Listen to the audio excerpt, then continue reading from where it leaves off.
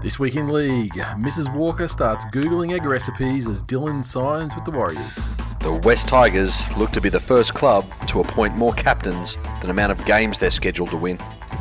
Manu Vadabai swaps dropping bombs resulting in repeat sets for dropping soap resulting in repeat sex. Plus, we give our thoughts on the upcoming 2022 NRL season. All that and more this week in league.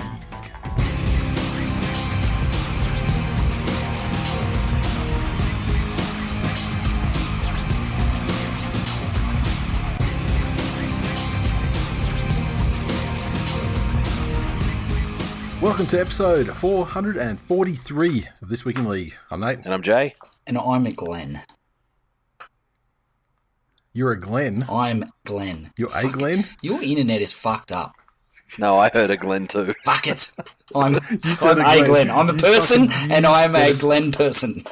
Well, look, to be honest, I thought it was pretty poor fucking form for you to start off with a racist Greek accent or Italian accent. Wow. So it's a Glenn. Fuck it. Why do your fuck ups get edited out? And let's have a silence break. Mine just get rolled straight in, you pieces of shit. Fucking welcome back, cunts.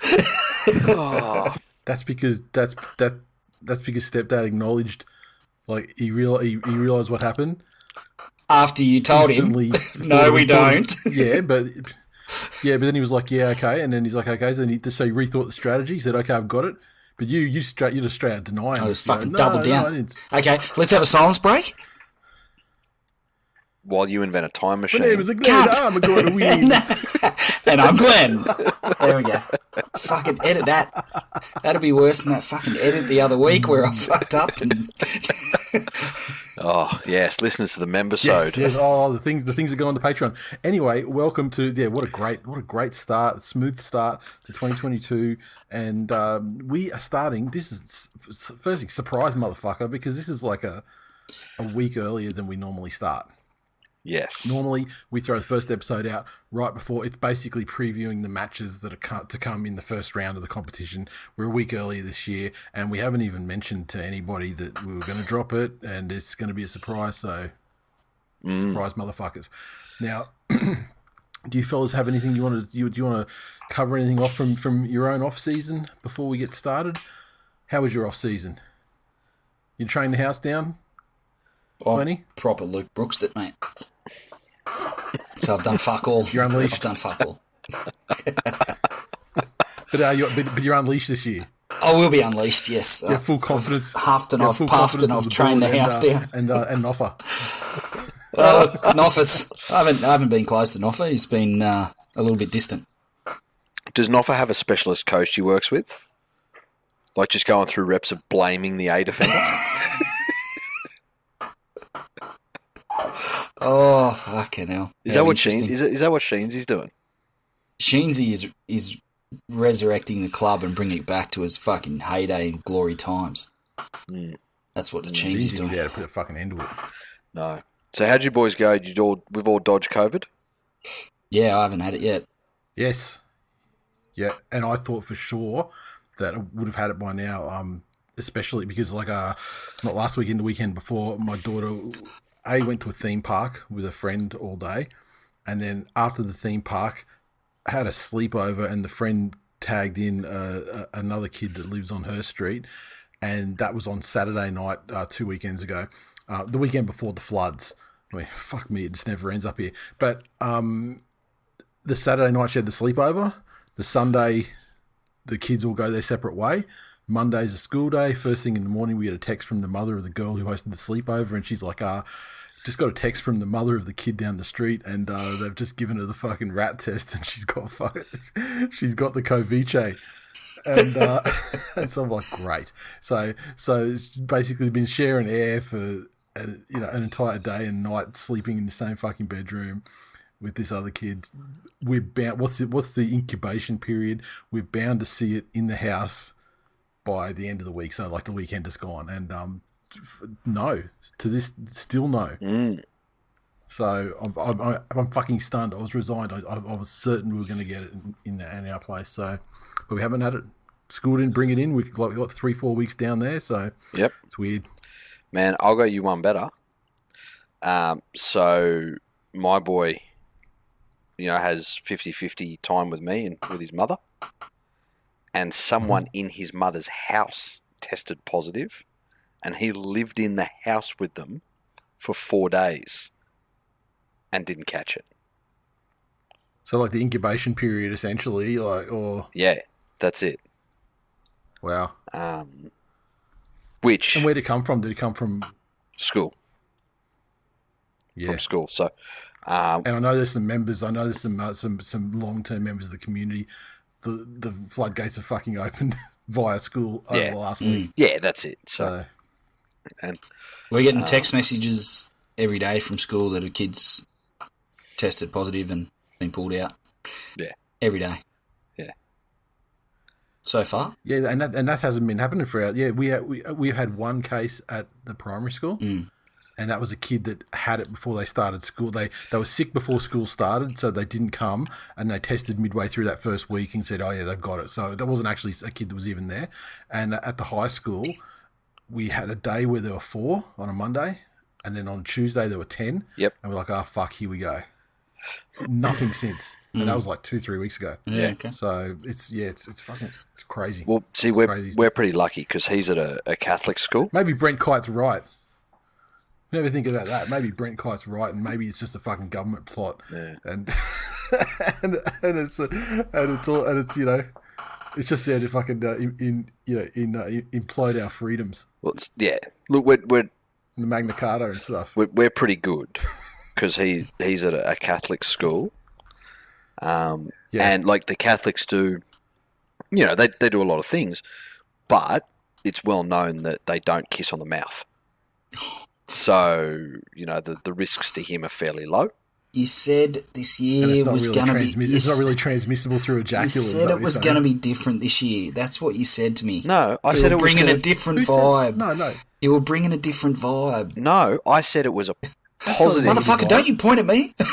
And the only thing that's not positive are his fucking rat tests. So, everything else this year. Oh, fucking hell. I'm fucking settle down, Glenn. He's not trying to stop harshing his fucking buzz. He just wants to go to the Dairy Queen. Exactly. For God's sake. I love it. Right. Now, if that's our preseason was basically we did all the extras, we dodged COVID, we're fit and ready to go for the season. Yes, we're going to be unleashed. We're good. Is that where we're at? Ready to defend our fucking You title. don't seem. I'm gonna say, Glenny, I'm not feeling like a super unleashed vibe from you right now. I feel like you're still worried about what Noffa's going to say on Twitter. You kind of got that vibe. I don't give a fuck what Noffa says on Twitter. What I'm concerned about is what Noffa does on the field. That's enough of a concern. Thank you very much. I guess from your point of view, no, that the worry is then the more he's on Twitter, the more explaining he's doing for what he did on the field. Exactly. Yes. So yes. you need his day to tweet ratio to be way fucking down from last year. Absolutely. Just delete your fucking account, please. Nice. But right. as defending premiers of NRL podcasts, we're ready to go fucking, what do they call 10 in a row, 11 in a row, 12 in a row? Undefeated. 13. 13 in a row. It'll be 13. That's fucking like that's a long time. No. That's a staggeringly long fucking time when you think about it. You look every one of those years too, Nathan. Fuck, you look old. Oh, I tell you, you're grazer, motherfucker. Oh, I tell you, it's been fucking. It's hard goddamn work. And it's fair. I mean, it's hard goddamn work in the first place. But then when you get this, just when the loads, you just think, yeah, okay, it's nice, and then fucking here comes Glenny, just to drain the last fucking youthful exuberance from you. You're fucking welcome. Oh, 2021 was a hard fucking year. Primarily because of you little gremlin. Yeah. Now, the way this episode's going to go this week, because we are a week earlier, I mean, I think the last thing that everyone wants to hear is these, massive fucking previews of all the teams and all that sort of thing. So we will definitely run the rule over just some comings and goings and where we think teams are going to improve or decline, based on where they were last year. But, I think as far as the previews themselves, though, Can I just point out here, just to start off with something, true to form, of how fucking miraculous it is that this has been such a quiet off-season? Was this a drama-free off-season? I know there was some... Not drama-free, but close. Well, there was some, reserve grade players who got up to, some shit. But... The thing was, it was quite long ago too. The stuff that happened was very early on in the piece. For example, you had the Milford stuff, and that was going on. Was the season even finished? No, we were still recording. Yeah, we were still recording. Yeah, exactly. And then the other thing in the off season that I can recall was you had Blake Ferguson, but that was Japanese rugby, over there. Exactly. And admittedly, that is one of the biggest fucking dickhead moves ever, because. I'll tell you, take it from someone who fucking went out and got pissed nearly every night he lived in Japan for 2 years. It's really fucking hard. It's really hard to get in a fight in Japan. The only time I ever threw punches the entire time I was over there was the second last night I was there. And that was and that's the only time it ever came close, and it's the only time it actually even happened. It's because you took mushrooms and thought you saw ninjas. A lot of people had to get... A lot of people had to get very drunk to make that happen. No, it was because it was my last night in the town where I was. We went out and got smashed, and we were just walking back to our place. There's three of us, me, another Australian guy, and a Japanese guy that we worked with, and we were just sort of walking back, and we were drunk, and then this three guys were crammed onto one scooter, and they fucking drove past us. And as they drove past us, one of the guy in the very back guy sort of hung his leg out, or just tried to slap one of us or something. And we just right, and there's boom, and it was just fucking on a 3-on-3. Yeah, nice. And over in fucking 5 seconds flat, and we went on with it. Went on back to where we were going. Did you fuck him up, mate? Did you fuck him up? Yeah, I fucking held my end up, Glennie. Don't you worry about that. Nice. And also the other Australian guy was he was 6 foot fucking whatever, like Ben Robert Smith. I mean, he was just fucking executing him. You think you would just toddle off on your fucking scooter with two of your mates crammed onto one if one of the people you were looking to start trouble with was built like that? So what actually happened was that there was one old lady carrying groceries on the scooter, and one of the bags hit her. It was a single mother of two on her way home from her third job for the day. Nate's I've got the fucking 8-year-old. At which stage, fucking Nate and his romper stomper mate decided to fucking... You're a piece of shit, Nathan. Jesus. But no, I did what I did, and I've got no regrets. The point I was trying to make was,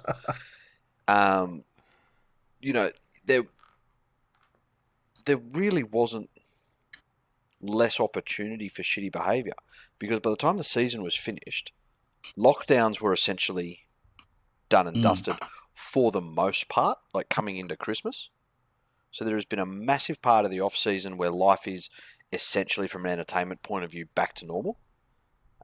But isn't it funny that when news and media outlets have so many other things to generate clicks, that they don't need to focus on the bad behaviour of rugby league players? They don't need to dig up shit that happened in the past. They don't need to solicit for fucking people to come and sell stories to them when everyone is just glued to news outlets every day anyway. Isn't that a fucking funny coincidence? Yeah, I definitely think locking guys down to a point probably did help a little bit, and I think another thing that helped was because the teams were all. But who was locked down on school camp? Sydney was locked down a lot worse than we were. Until before Christmas. That's it. And so the bulk of the off-season. Yeah, but that's still 2 months after. That's almost 2 months, after the season's finished. Yeah. But the thing is, as well, remember the teams were on the teams were on holiday camp, and in resorts, and a lot of them stayed.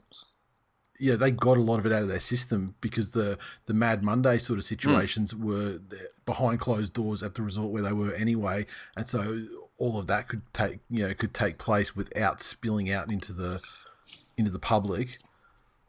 And shit like that as well. So, but yeah, I mean, I think that, and the other thing is that there's just like the indeterminate number of players, and I remember seeing just journalists speculate that up around 80% anecdotally 80% of the first graders or the top 30s were exposed and caught COVID in like December and January. Yeah. So they're kind of done and dusted with it, or at least given a window where perhaps it won't affect their season. Mm. If there's any sort of like immunity, short-term immunity from reinfection. What do they say? 6 months isn't that the wisdom at the moment? Yeah. So what happens is you get a player in your side's got COVID. You got a bunch of players that haven't had it yet in January or February, and you're just like, well, shit, it's January. It's just after Christmas is done. Fucking hang out together. The trials aren't for like a month. The trials aren't for a month and a half. So fucking, it's like. Did your mum do that back in the day, like when you were a kid, Glennie? With the like chickenpox and stuff.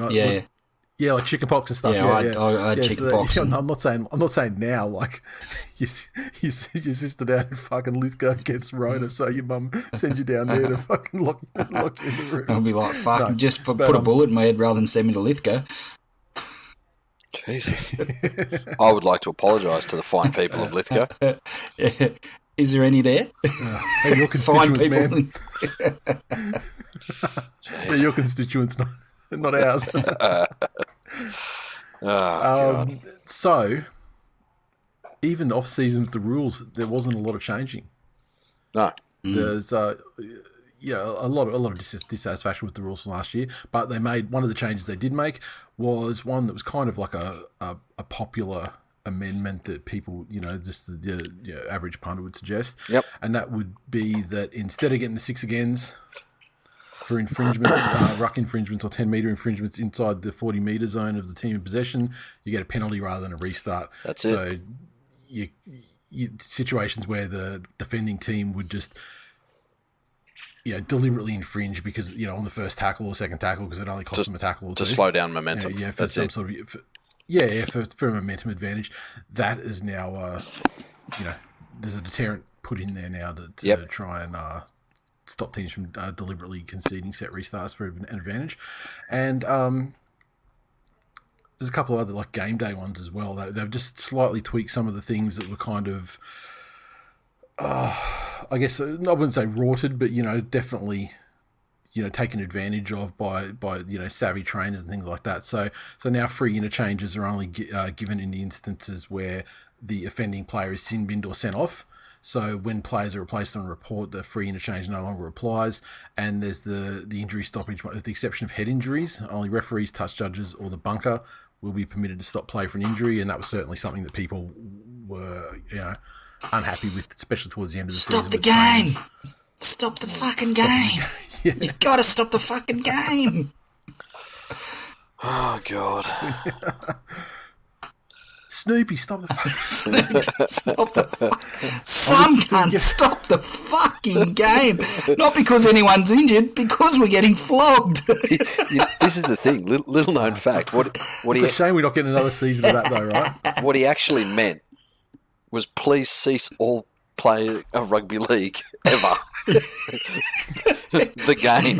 The game. Until I can figure out how to motivate These fucking idiots. Until the large hadron collider can fucking do its work in the field of motivating these cunts to play the game of rugby league. Oh, fuck. Can you imagine? That's what's probably under Tiger's HQ. It's the large Madge-ron collider.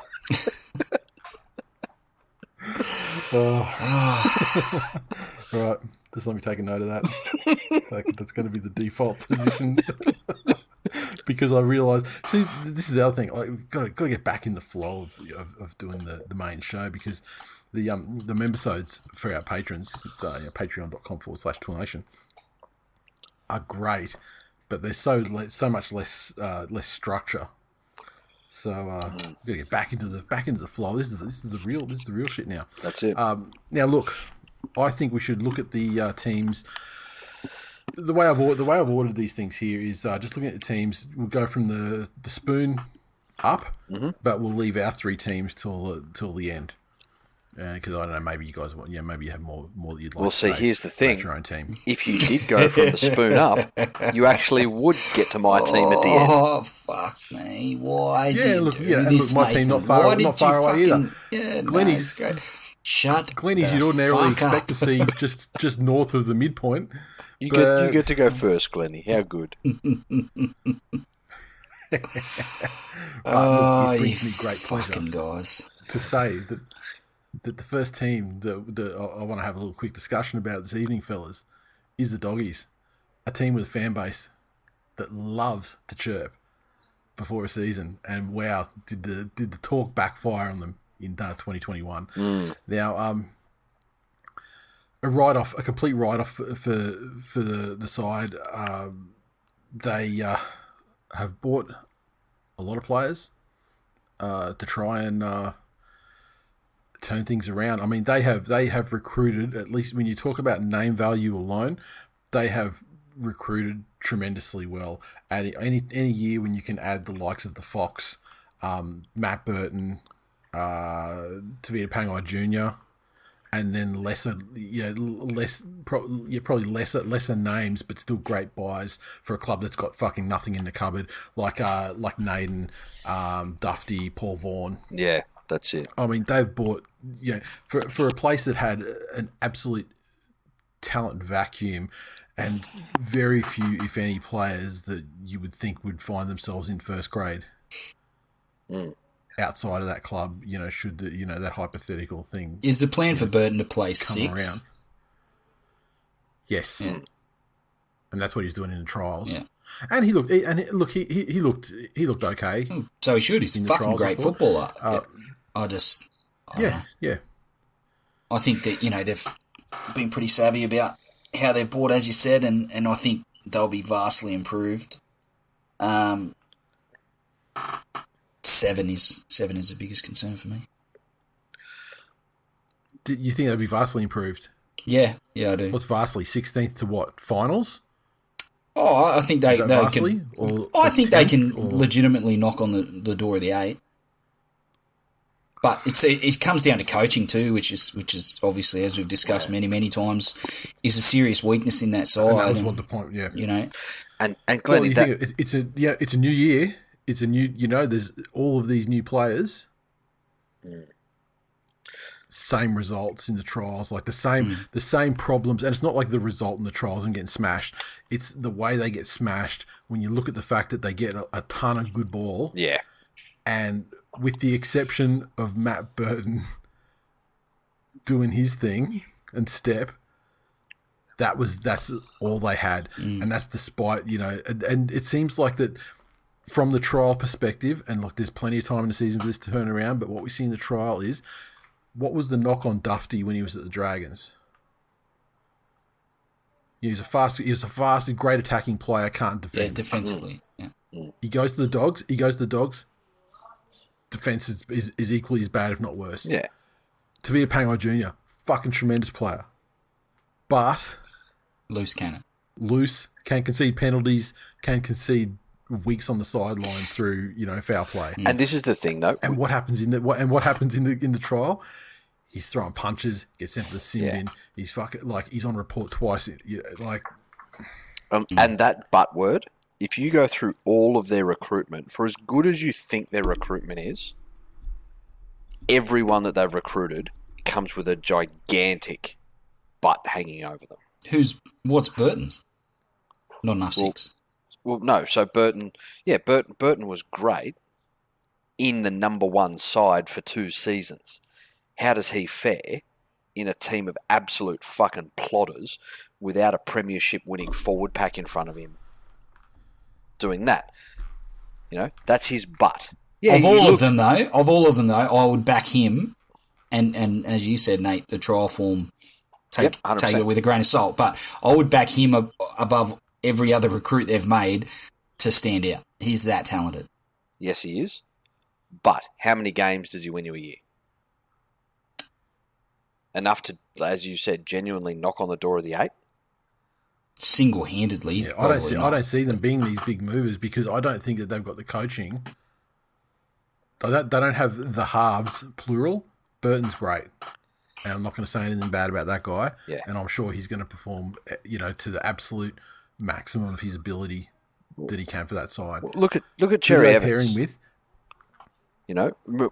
when Manly had no 6, one of the easiest fucking teams to defend is the team where you know who the last tackle option is going to be every single fucking time.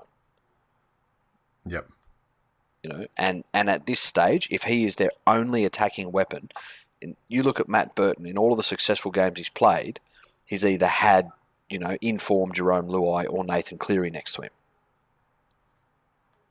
So when he is the focal point of defence, and every fucking defence is going to be preparing for him, his job gets real tough over the course of 20-plus rounds. And where are the games where he wasn't amazing from start to finish, where he's like got a Tyrone May or something like that is the only, the only option he has. And I fucking hope he does well. I hope he does well, but yeah, of course, But yeah, Trent could be gone by he could be gone by Origin because a Trent Barrett coach side can a Trent Barrett coach side contain and can they handle Tavita Pangai Jr. and Jack Hetherington in the 17? Yeah, fuck. Especially if, like we saw in some of the trials, head contact is going to be. It wasn't like Magic-ron last year level of itchy trigger finger from the referees, but it was. Certainly is going to be a focus again. Yeah, 100% it was. And those guys, and you have those two guys on the side. Yeah. I mean, they could be playing with 12 men for fucking games. Yeah. At a time. Yeah. I don't see much improvement. I look, the cattle they brought in, they have to improve, but I don't see it as being this massive improvement. I don't see finals. No way do I see a Marshall King and Avarillo components of a spine. Yep. And Dufty at fullback. I don't see those three doing enough to help Burton drag that side to the finals. No. Not even fucking close. Let's move on from Dogs. Okay, Cowboys next. Now, the Cowboys situation. They've brought in the man who seemingly doesn't age in Peta Hiku. I mean, they brought a couple of Warriors. They brought in Jermaine Tanoa-Brown as well. Chad Townsend, of course, the big money earner, and in return they've lost some retirees like Justin O'Neill, Michael Morgan, the biggest ones. They lost murderous Frank Molo to the Dragons, and Morgo's a sad departure, isn't he? Yeah, like he was on top of the rugby league world for a couple of years. Like burst onto the scene. Even just bringing that Cowboys side into the grand final that year. Single-handedly. Single-handedly. And the thing that was the saddest thing about his retirement was that last season was fucking terrible because he was injured most of the time and he came back from that injury and he just wasn't the same. His shoulder still wasn't there. Should never have been playing. That's it. No. But I think the Cowboys run last. Year, I think they are a very good chance of last. Yeah. I mean, do we see a Drinkwater Townsend halves combination? Yeah. I think you do, and I think that's why they're going to run last.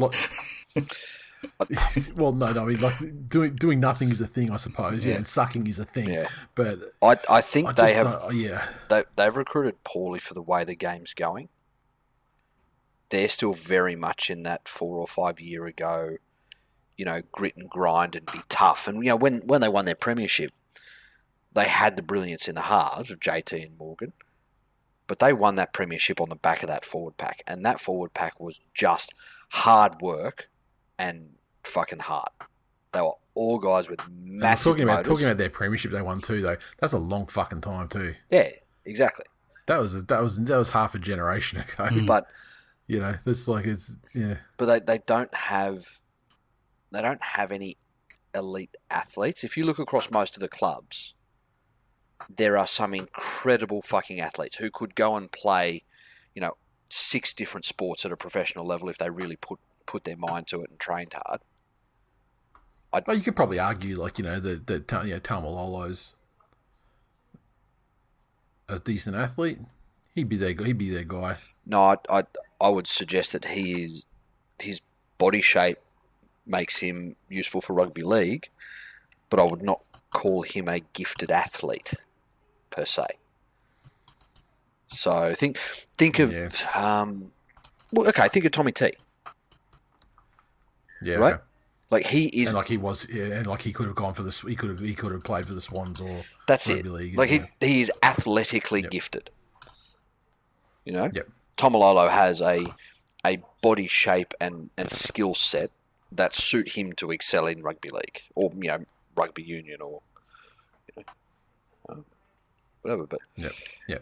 But the biggest thing for the Warriors is they've got a lot of money invested in Valentine Holmes, and like Valentine Holmes had some good moments. Don't get me wrong, and they've got a lot of money invested in Jason Taumalolo. Yeah, and particularly when it comes to Taumalolo, I mean Holmes was kind of shunted around a little bit. I think that he had to move because of the players around him a lot of the time. But Taumalolo was, you could say he was misused, or you could say that he was Peyton couldn't quite come to terms with the formula to use him in the game as it stood in 2021. But he needs to figure that out really, really quick. And I just don't think that Dearden / Drinkwater / Chad. Yeah, that's it. Are going to be worrying many people. Yeah, no. In attack. The Cowboys to fight the Dogs for the spoon. Agree. Ooh. What do you reckon, Glennie?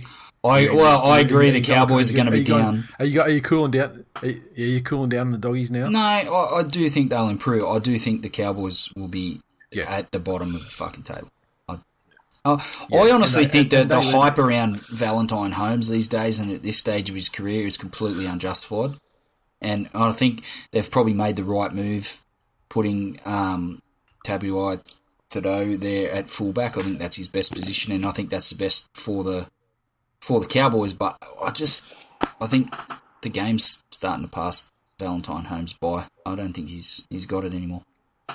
And I still think as you said, they've got a large chunk of their cap paying him, and I don't think he brings enough to justify it. Yeah, I'm always interested in Holmes just to see how he goes. The more time he has away from American football, to see if he can get it back. Because when he went there, he didn't fundamentally change his body type or anything like Jared Hayne did. No, and Jared Hayne, when he came back, he couldn't do it. He couldn't do anything except bite women on their, Yeah, that's it. Near the regions.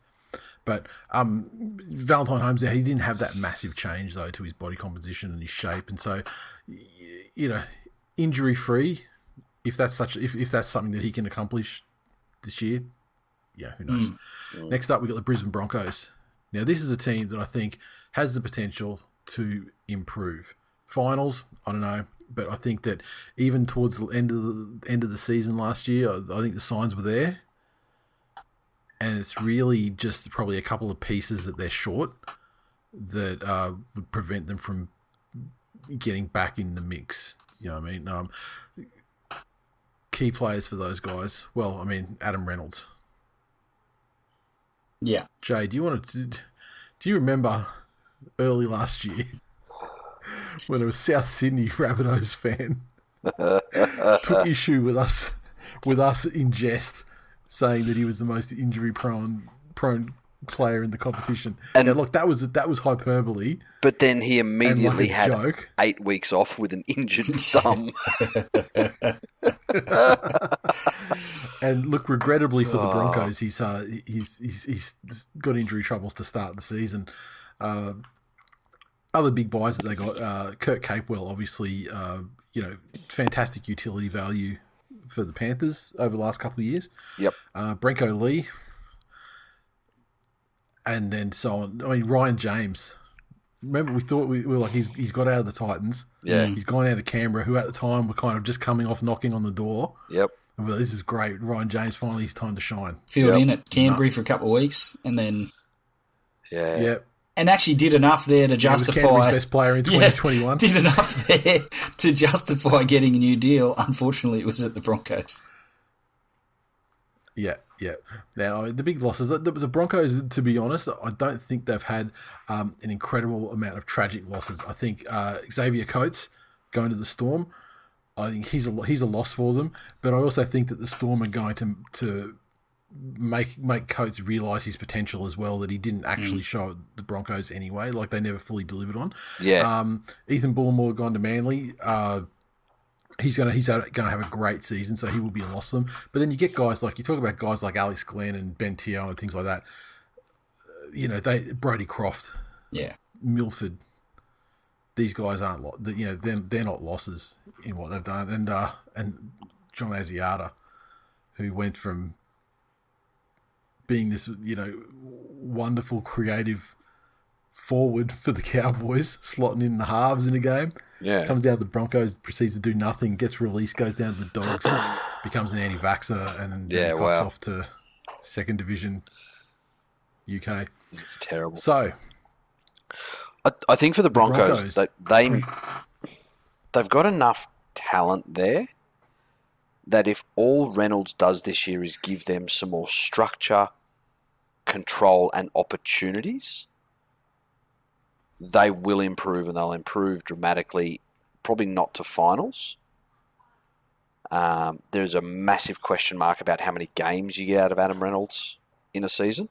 And again, don't get me wrong, this is the guy who, not close to single-handedly, but had a massive part in dragging that South Sydney team, who 6 weeks out from the grand final were not on anyone's list of grand finalists. Let's be real. Yeah, they were getting thumped.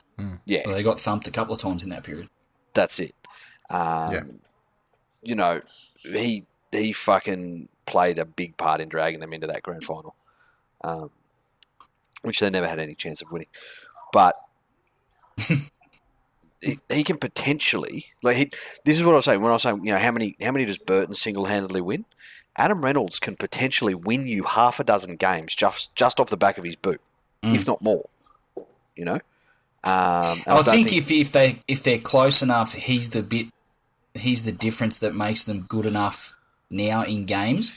Yeah. If to either pin the other team down and control possession enough where they can create an opportunity, but that's also their Achilles heel, is those opportunities. How many do they create, and how many do they need to be good enough to capitalise? They do, but well, remember these games like the Broncos versus Panthers, I think, last year. Was it both times or at least one time? Well, and again, they had the running Yep. of the game, and they had large periods where they were either on top or, you know, drawn level with the Panthers, and they had a ton of good ball situations, and they just couldn't score or do anything. I mean, Adam Reynolds, though, yeah, he bangs over the field goal. He gets the repeat set. Exactly. Yeah. You know, with the deft kick.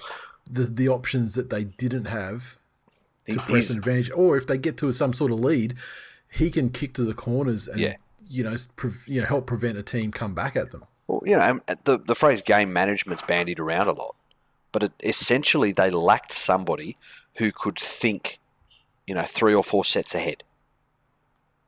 They were always just in the now, in this set, doing what they can right now, not trying to set up to get an advantage in 3 sets time. So I think the Broncos are better just based on Reynolds and Capewell alone. But I still think they'll struggle to make the 8. That's it. And Katoni Staggs, if he can stay on the field as well, because he's had a lot of injuries. Yeah. So, but this is the thing. I mean, the Rabbitohs had doubts about Reynolds' ability to stay on the field for the length of contract he wanted. Mm-hmm. Didn't get the contract. Broncos signed him up. He's injured before a ball's been kicked in anger. And if he can't stay on the field, then they're in a similar position to last year, where it's this good forward pack that can get them into games at times, but they can't finish it off. Yep. Okay. Hashtag fuck the Broncos. Hashtag fuck the Broncos. New Zealand Warriors, home away from home again, and hiding away from New Zealand because of the coronavirus, and they come down the road to Redcliffe, and Tell me, it's fucking flooded. Is there any other organisation, club, anywhere who hope COVID continues as much as the New Zealand Warriors do? So they don't have to go back to New Zealand. Yeah. Like, and it's terribly selfish of them that it's taken something that's killed millions of people worldwide. Well, look, I bet the Russians sort of wish this war never leaves. They're enjoying eating fucking non-mouldy bread. I imagine the Warriors are in a similar vein. Wow. So, the gains for the Warriors, the big names. Sean Johnson returns to the side, and I remember even our hopes was like he was stuck at the Warriors. Wonder what he can do when he's in a side. Yeah. No, as it turns out, not much. And your mate Glennie, Ash Taylor. My mate. Got a training trial, grabbed it with both hands. Well, your barber's mate. Your personal barber's mate. He does look like that he's been training in house down. Well, he had the training trial and he's grabbed it with both hands. Yes. And he's got himself right in the frame. They've lost a fuck of a lot of players. Yeah. The Warriors. Big ones, guys that served them really well, like Fusatua, Peter Hiku, Kenny Mamalo, who they lost through the season last year. Sean O'Sullivan, Chad was kind of a mini sort of liner deal. The big one, of course, RTS. And I just don't know. Like, bringing Sean Johnson back at this stage of his career is a gamble. Yeah, I think they'll suffer. Putting him with Ash Taylor. Well, they've also got Harris Tavita, so that'll be an interesting. Who plays 6, but you've got Reece Walsh, second year syndrome potentially, and you've got Sean Johnson, 12th year syndrome potentially. Both could seriously impact the Warriors' season. I think they're probably languishing around the bottom of the ladder too, maybe somewhere around 14th or so. They've run the entirety of the last 2 seasons completely on heart and emotion. And RTS. And well, fuck me, they've won some games they shouldn't have, and stayed in some contests they shouldn't have for far longer than they should. And if you were to break up the ladder into teams that are low on talent, and I think we've spoken about a couple of those teams already, the Dogs, the Cowboys, and fucking sadly, the Warriors. Like, who the fuck's doing their recruitment over there, really? And why aren't they? Jake the Muss, because, they've just bought Dylan Walker to go into a side that's already got Matt Lodge and Adam Fanua-Blake. Yeah, wow. So, I'll tell you what, you're not going to hear much from the Wags over there. Yeah. Fucking hell. But I think they will do, if you got all of those clubs and had a fucking low talent cup, they would win. Tigers will still run ninth. Out of 5 teams. But, I don't see it being a super bright season for Warriors fans, unfortunately. Which is sad because... No, I don't have a lot of confidence. Because they are some of the fucking truest... They probably rival pre-credit Knights fans for staunchness. Yeah, spoon years Knights fans. Yeah. Fair. Yep. And look, it's just regrettable for their fans, because they were due to have that big return match to New Zealand, and because of the more stricter lockdown situations that are going on in New Zealand, that's been canned. So do they return home this season? Look, probably, but when? Yeah, I don't know. Do you know the funniest thing? I'll tell you what, that'll be a big game, though, when they do.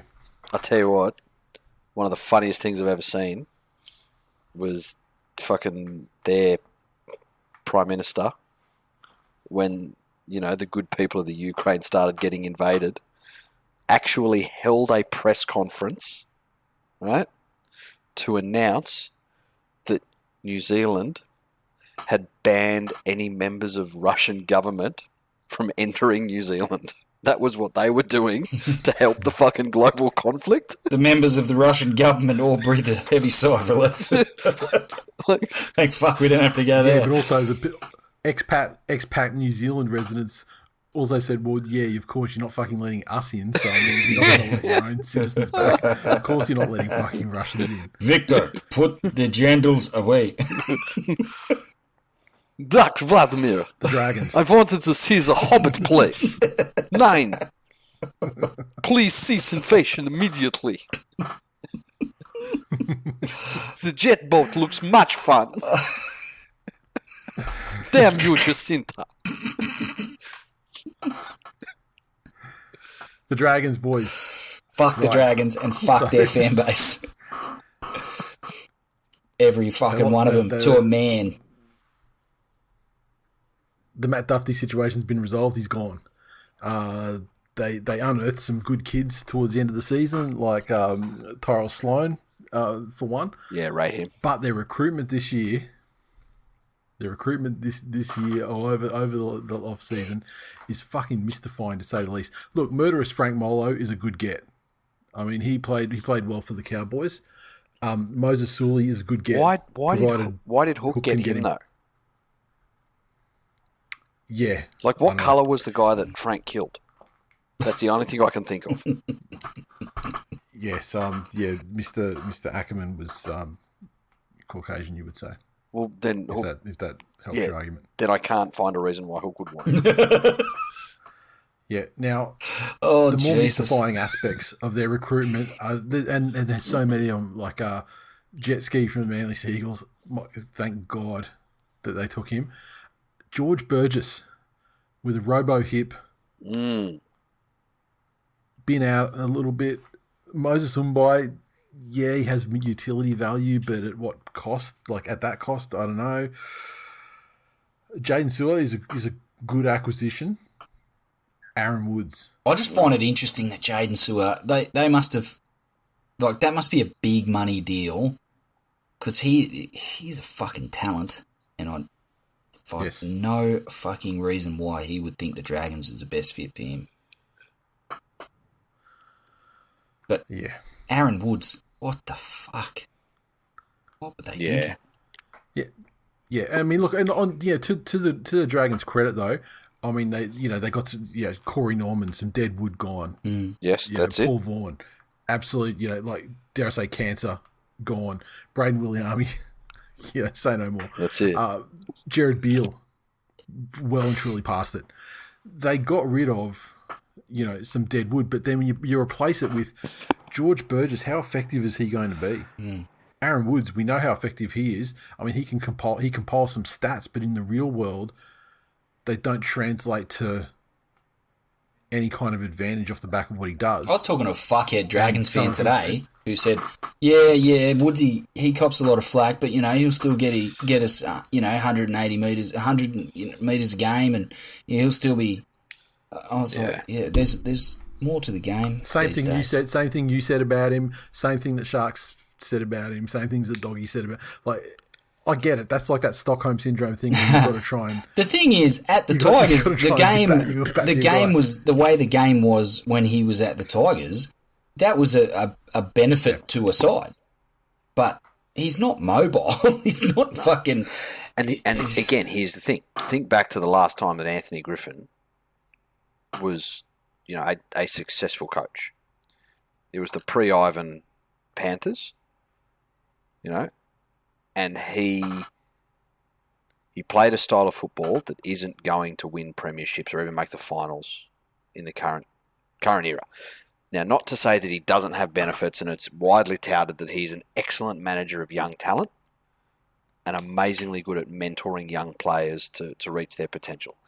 And a lot of what the Broncos achieved in 2015 in making that grand final was based on that squad that he put together and got halfway there. Earlier on, though, we did say that, well, that Cowboys team, that was a fucking antiquated style of play that doesn't exist anymore. And he still seems to be coaching to that. Whereas these days, across the park, and obviously you need different skills in different positions, but across the park, if you could say to me that every player in a side was fit and made good decisions most of the time, that's much more effective these days than the Aaron Woods of the world, who will get in and do 15 hit-ups a game for 6 metres, 7 metres per hit-up. Yeah. So, no. Yep. Dragons, no finals for you. And look, they've got some decent backs, and I think they've got some points in them. But their pack, like, I just don't know if the 2022 edition of the game is for Aaron Woods and Burgess.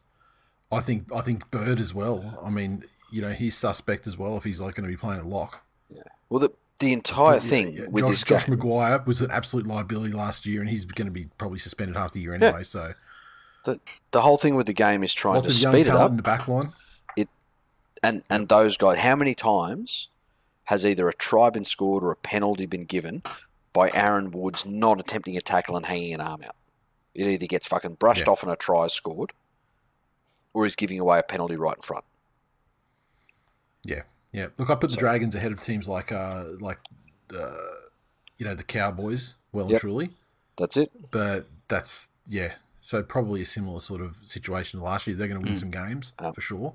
I don't think they're going to have this early season, March, April, May Premier thing like they had last year. But they'll win their fair share of games, but I still think the 12, 13 sort of area is about the ceiling.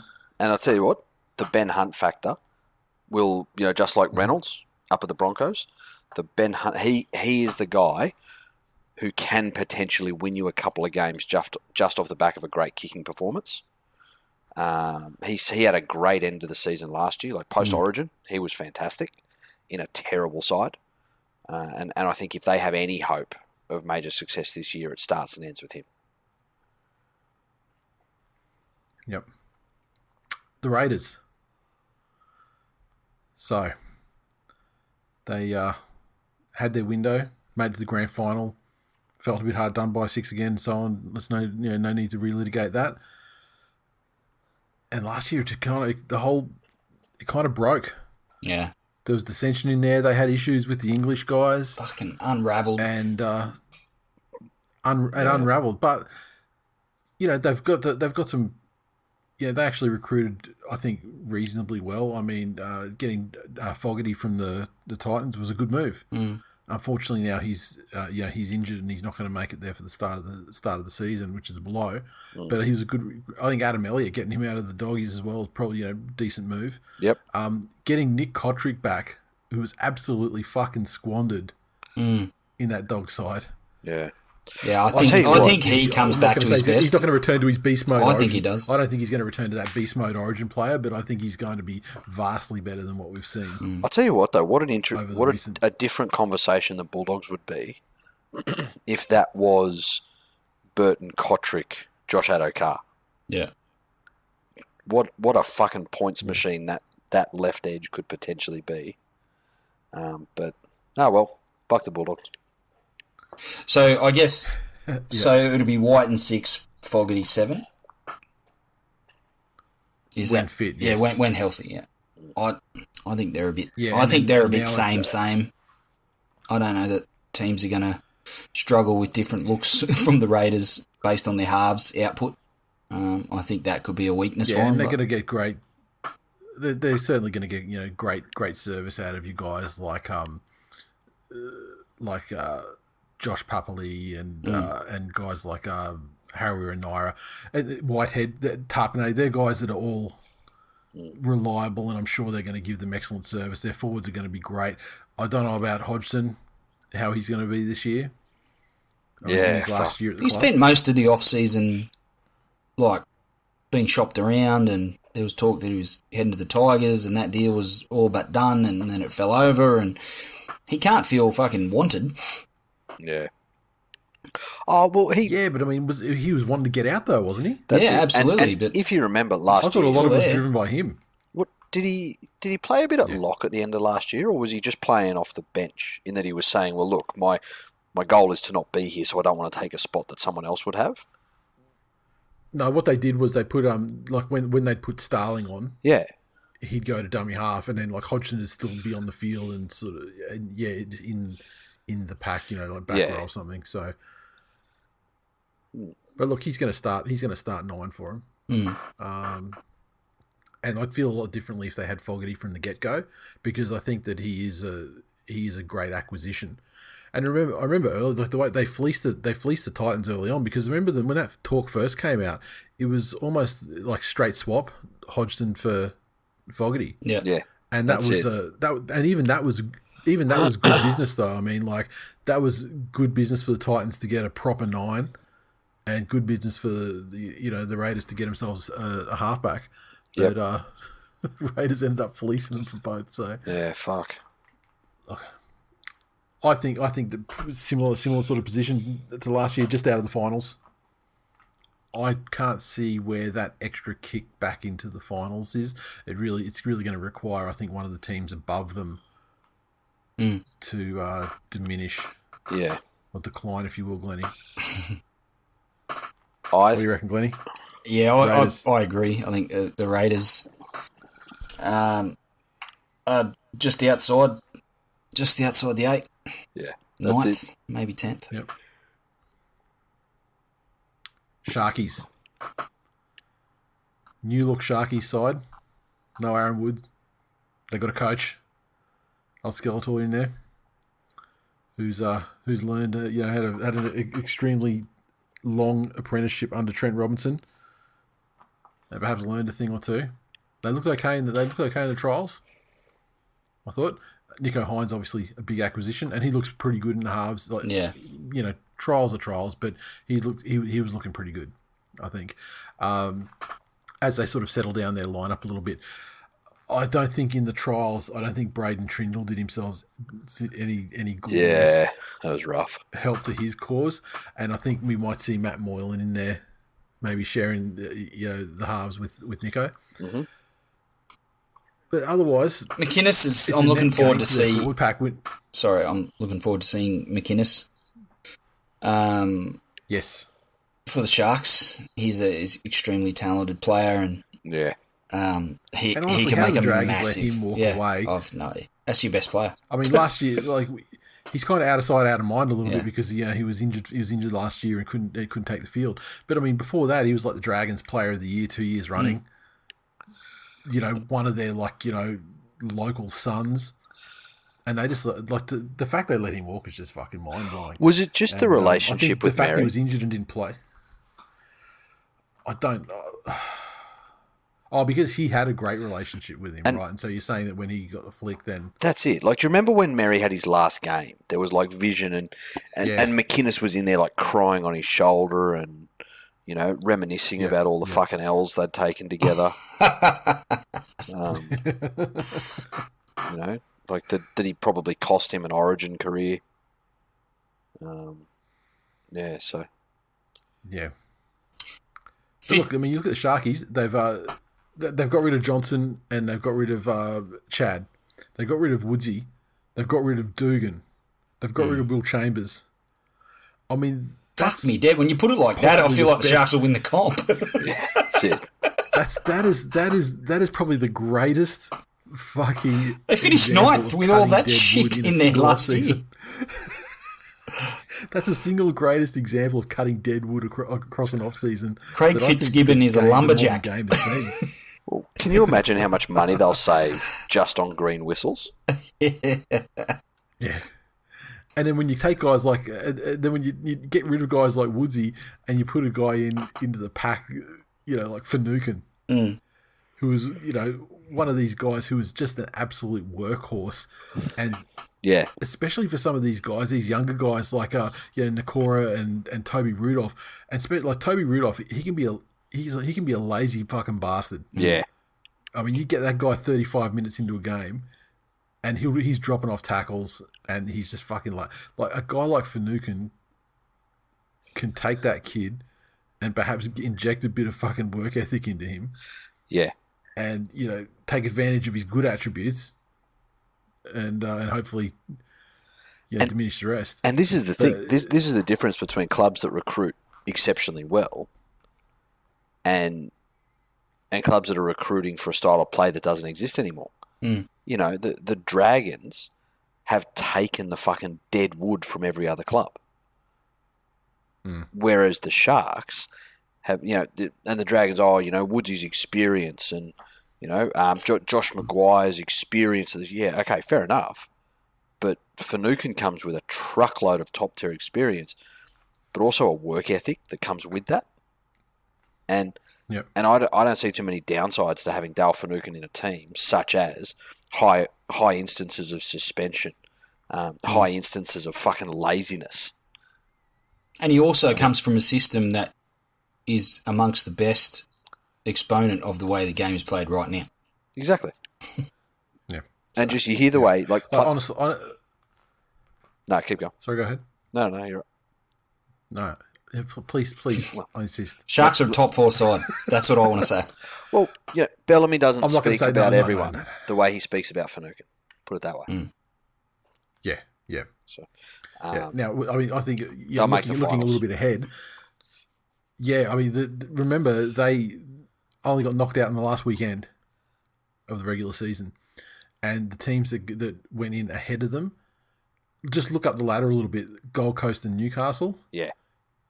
I think the Sharks have recruited themselves. I think they've recruited themselves up those 2 spots on the ladder. Correct. Mm.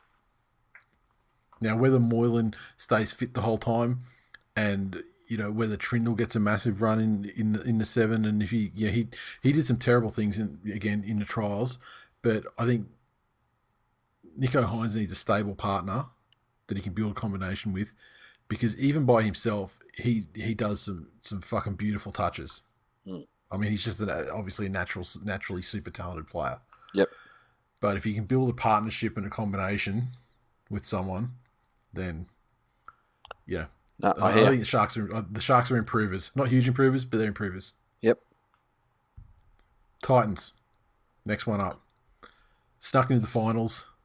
Could have snuck into the second week of the finals with that fucking chaotic last play against the Roosters. So, very inexperienced side, the Titans. That's one knock you would say. Their most capped player in the spine, AJ Brimson. Who? And if I think of him, yeah, exactly. I mean, if I think of AJ Brimson, I think of a guy who just doesn't play often. Yeah. With the advent of Jaden Campbell at the end of the season, he came on amazingly well as a kid. Looks like he's going to be their fullback going forward, which pushes Brimson into the halves. Yep. And to form a combination with Ash Taylor getting punted, then that brings Toby Sexton, another kid who had some great touches as well. Fucking young though. Mm. To bring him into starting 7. Yeah. And then you've got another young player in Aaron Clark in 9. So that is a massively the most inexperienced. Fuck me, that's got to be the youngest spine. Yeah, that's in the history of the game. Crazy. Yeah. But if they're good enough, they've got the opportunity ahead of them to look when you look at perform. And you look at their pack. You got Mo Fotuaika, Tino, Proctor, Fafita, Isaac Liu. I mean, they've got a great fucking starting pack. Mm. I feel like they're still probably they still need a hooker. I think. They do. Like a legit hooker. Yep. And I think it's really just that inexperienced spine and the lack of a really experienced and for want of a better, like a name brand 9 that's holding them back. If I was the Titans, I would have thrown absolutely everything I could, legally or illegally. Fucking Mal Meninga culture at Brandon Smith. And it doesn't help him this year, but I think that's going to be their downfall. You could potentially put up with young halves if you have, and you would need a rep level hooker to steer them around. Without that, I think they're doing those two young guys such a fucking disservice by not having an organiser to help them when they get into stressful situations. And also help them develop. Like, the expectations on them every single week are going to be huge for them to be a competitive football side. And that's a lot to expect of kids. And I think when we're talking about this part of the table, you're legitimately talking about, one or two games can swing your fate. Or a couple of blowouts, because, at this end of the table, very often for and against is what's going to decide it. So a couple of blowouts, a couple of missed opportunities can derail an entire season of potential. And I think that's the risk the Titans are taking with such a young spine, and I'm not sure it's going to pay off for them. Yeah, like, I mean, if you told me that Jamal Fogarty was there and he was their starting 7, it would change my opinion of their chances a lot. Yeah, I think just that, but it's not to be. He's Canberra's now, so look, I feel like the Raiders are going to be around about there, but if this youth spine situation goes the other way, then they could end up find themselves in sort of 10th. I think the Titans will struggle to make the finals, but will still be the most successful Queensland team. Yeah. Right. So even if they take a dip from 8 down, yes. So the Broncos are going to. Okay. Interesting. I mean, because we're all writing the Cowboys off. I mean, are they going to get the spoon? Are they our number one spoon contender? I reckon the Cowboys are in last. Oh. I don't know. They're up there with the team we haven't spoken about yet. The weather in Townsville's a shit of a thing. They might get them a couple. I don't know. Yeah, but I mean, like they're also the team that lets fucking West Tigers walk up there and take the points.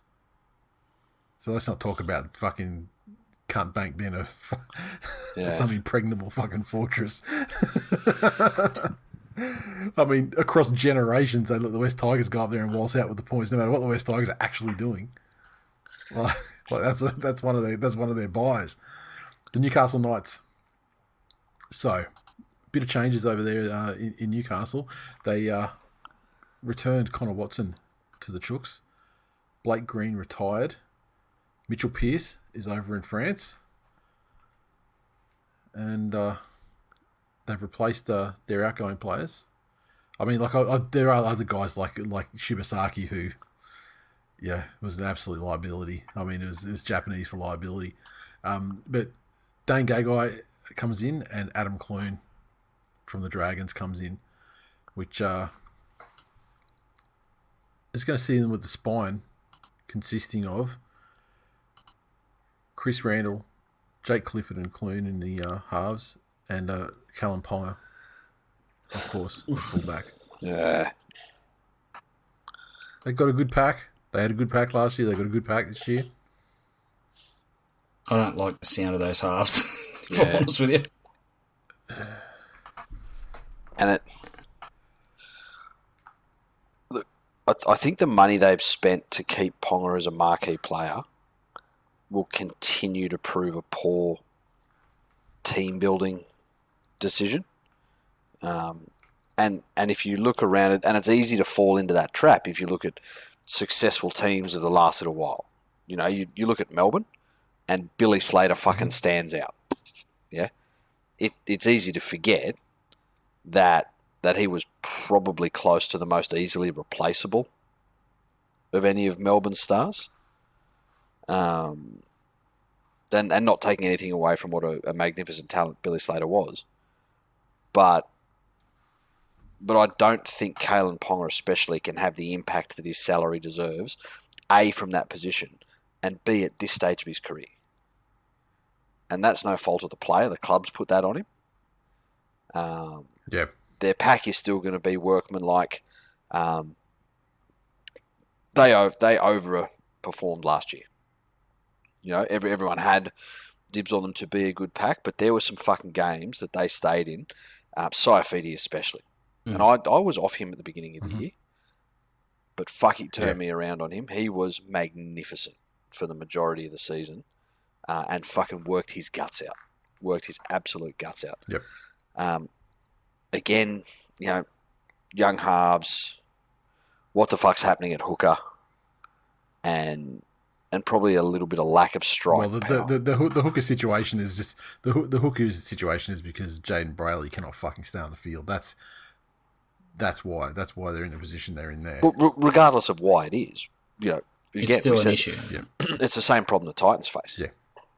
You know, somewhere in there, you need, you know, one representative quality player, and out of the 4 positions in your spine, I don't think fullback's the one place to put them. Yep. Especially when there's this expectation that he's just going to make things happen. Yeah. You know, very good cutout pass. And look, you know, very good cutout pass. But yeah, that's it. So nice to make the finals or drop out this year, mate. Drop out. Yeah, I think 11th or 12th. You look at the struggles they have in the halves, and then add to that how well a team like Cronulla have recruited. Yep. I put Cronulla. I've got Cronulla leapfrogging both the Titans and that's it, and the Knights, and you know, perhaps some other sides as well. Next one up on the order was the Eels.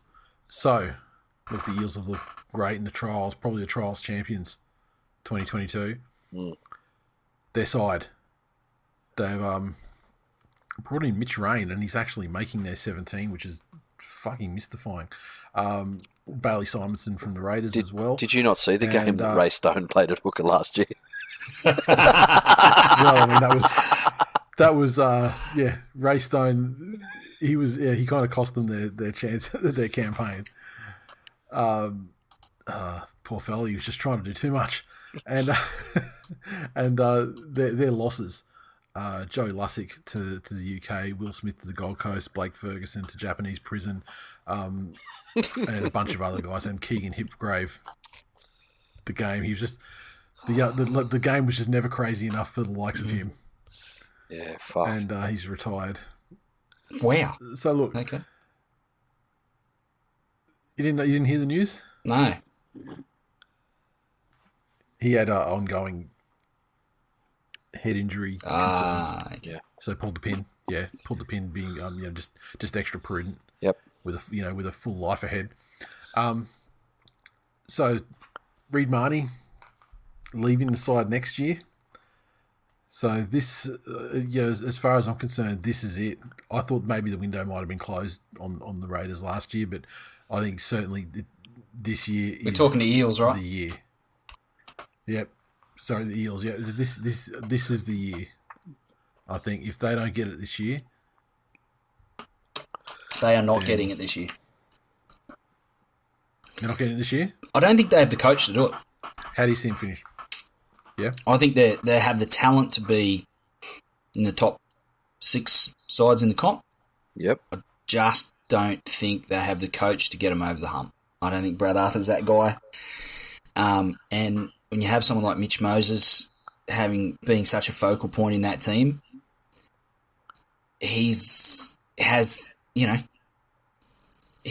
all the talent in the world. I just think at times in games he gets overwhelmed, he tries to do too much, and he needs a coach that keeps him on the straight and narrow, and I don't think Arthur's that guy. And I think that's why. I think look, it's no secret how I feel about Mitch Moses, but I mean, I feel like he answered a lot of the criticisms last year and had stepped up a lot of the times, with the exception of State of Origin Game 3. Amazing talent. He's an amazingly talented player, and he's going to win them regular season games with his brilliance. There's no doubt about that. The case has been throughout his entire career, when the pressure is really on and the heat is at its highest, I think he has a tendency to wilt or make poor decisions, even when he tries to stay in the game. It's not like he disappears. He does try to stay in the game, and that's to his credit.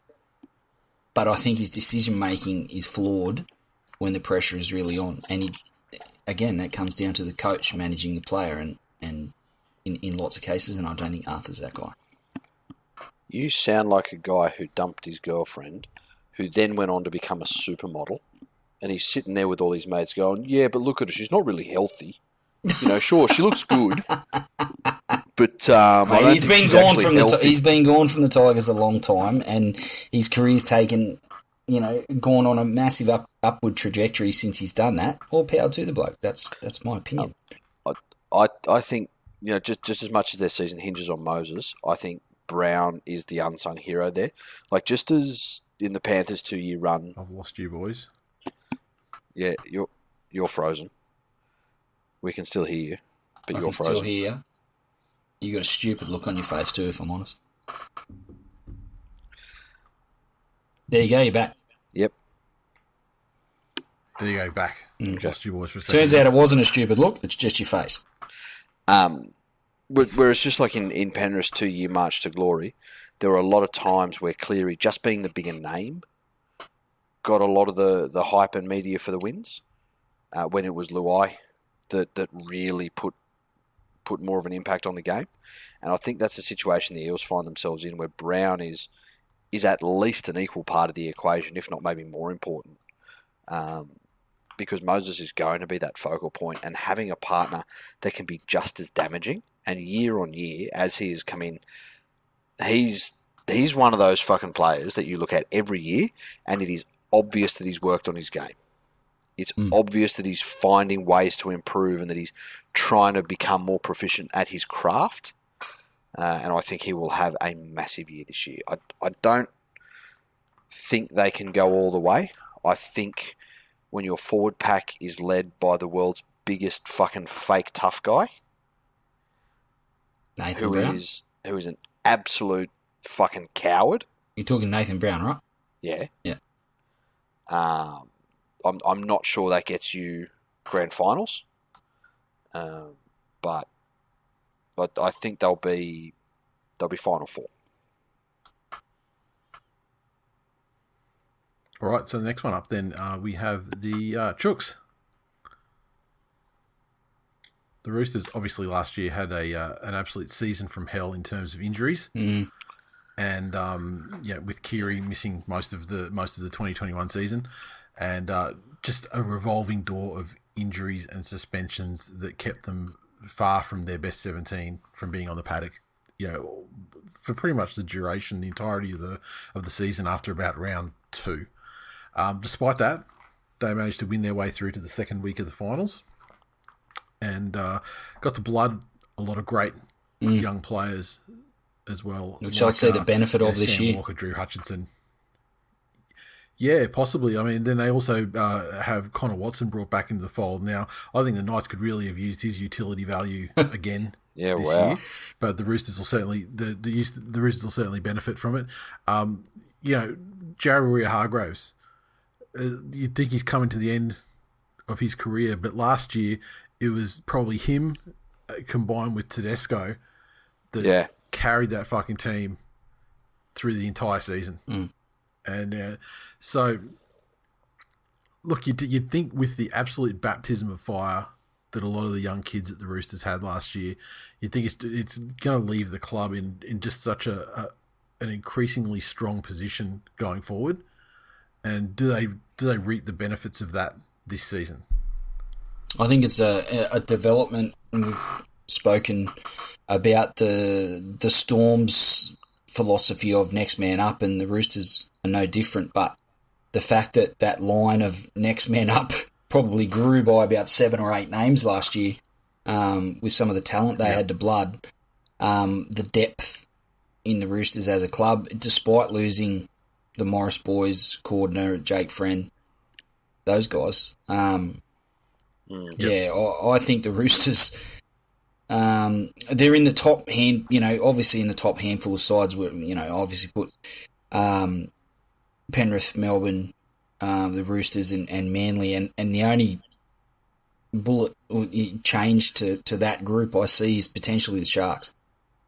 And I think you'd be hard pressed to say that the Roosters are going to have the same sort of poor luck with injuries that they had last year, and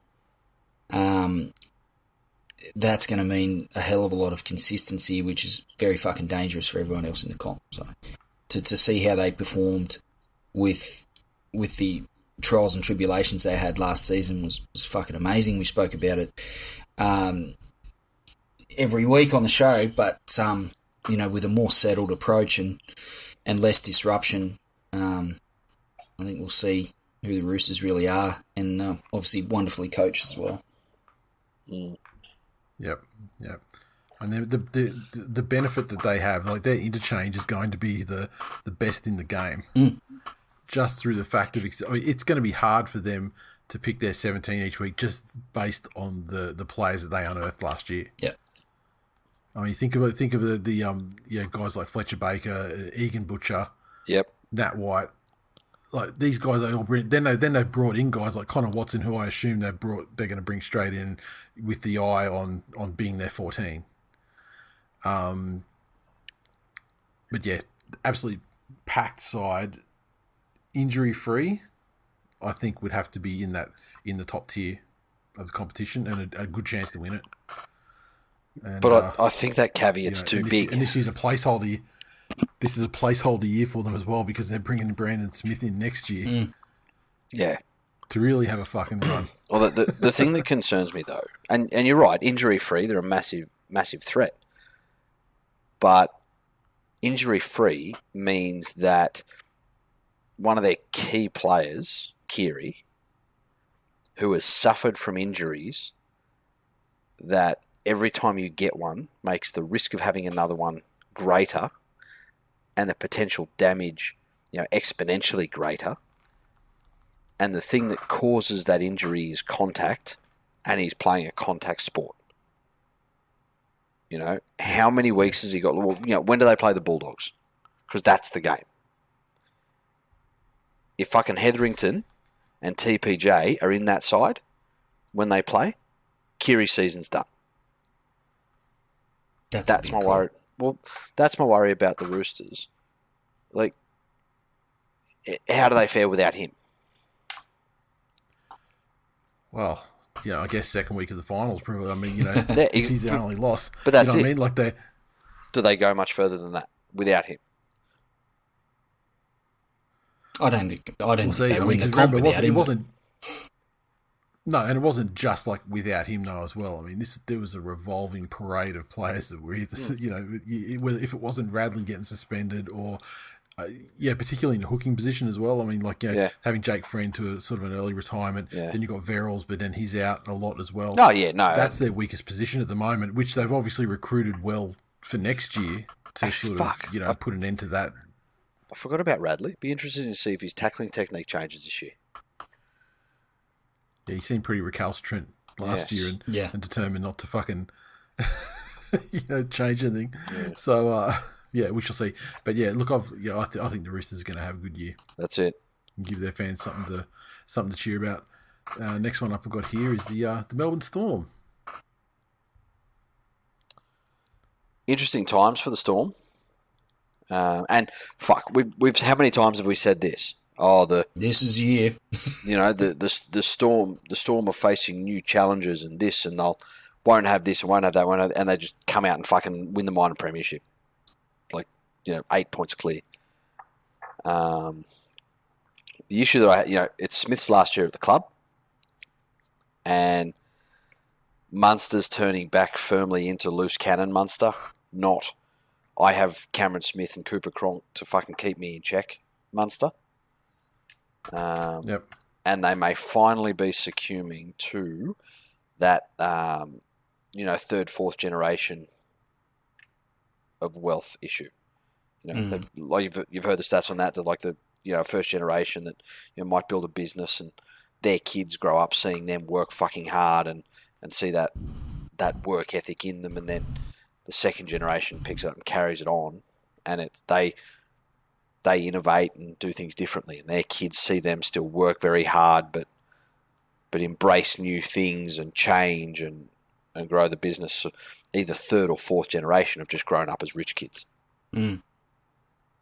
Yeah. You know, so that, I guess as an analogy, that's where I guess the Storm are now, where they used to have those older heads and you're driving that culture, taking Bellamy's word and feeding that down onto the field, living it day in and day out. Mm. And I'm not sure that's as complete through that club as it used to be. No, I agree with you. I think, Look, Finucane... The forward pack is still great for the Storm. Finucane... Go ahead. Sorry, Finucane, Hines and Josh Addo-Carr, whilst not Billy Slater, Cooper Cronk or Cameron Smith level losses, having them all depart in one season is the way the Storm played last year. I think will have an impact. I think Bellamy's good enough, and there's still enough talent left in the side.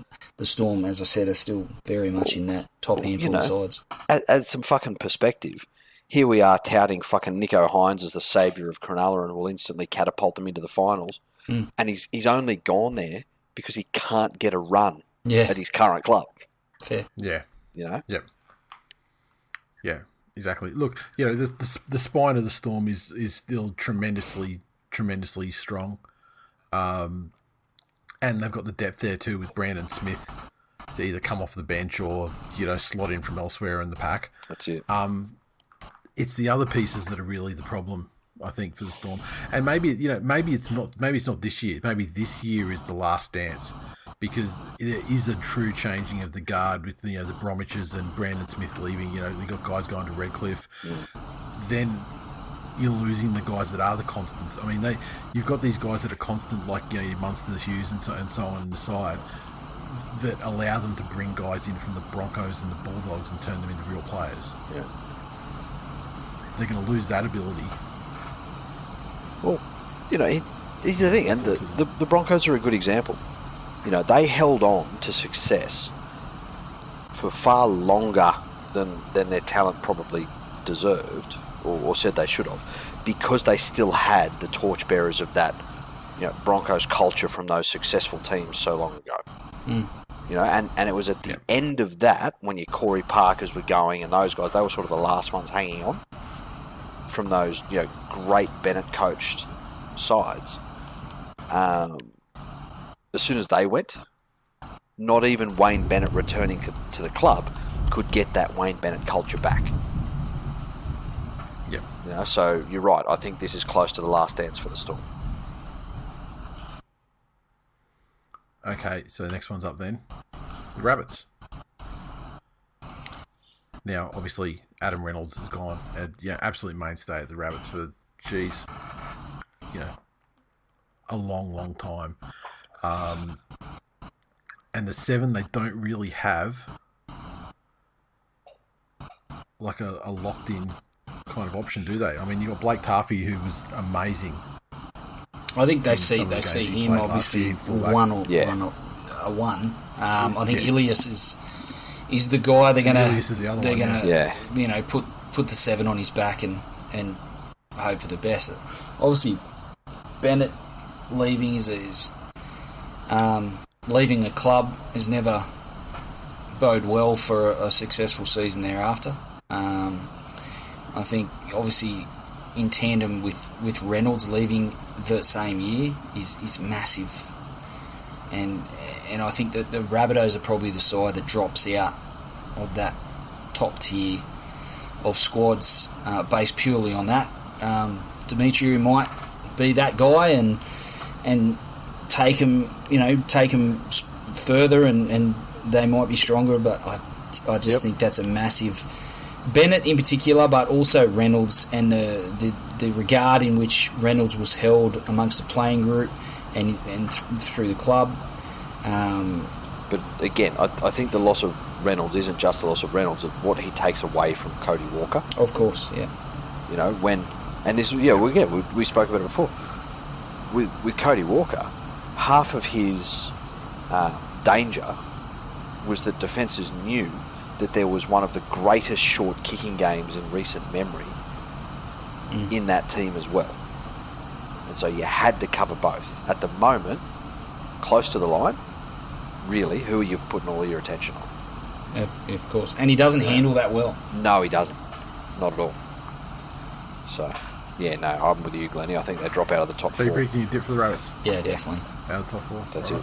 And especially with their newfound attitude of not wanting to accept money from gambling companies. Obviously, the part of them that's owned and sponsored by Star City Casinos or Crown Resorts or whoever the fuck it is. Crown, yeah. Yeah. Yeah, that doesn't count. They're obviously the grant they get from the NRL that's largely paid for by gambling also doesn't count. That's it. They'll obviously be, getting rid of that sponsor. So tough times for the Rabbits, who are in no way a giant bunch of fuckhead hypocrites who should be kicked out of the comp. Oh wow! I think there's a lot resting on Damien Cook's shoulders because you've got, let's say Taffy is the 1 and Ilias is the 7. Very inexperienced, as good as Taffy was in the finals last season. You've got Walker, who can be prone to a brain snap under pressure, and then you've got Damien Cook trying to hold the whole showdown. I think that's not as great as he is. I don't think he's that guy. Yep, you convinced me. So moving on. Glennie, the West Tigers, mate. Tough year last year. Well, not just last year. None tougher than getting absolutely... No part tougher than getting absolutely fucking destroyed by the Wooden Spooners in the last round. Yeah, that was rough. In front of you, you were at that game, right? That was down at Ready, wasn't it? Yeah, I was there. It was Father's Day. Yeah. Yeah, well, great day. It's Father's Day and Jackson's birthday. So... fucking good times. Yeah, it was Jackson's Christmas as well. Now, still talks about it.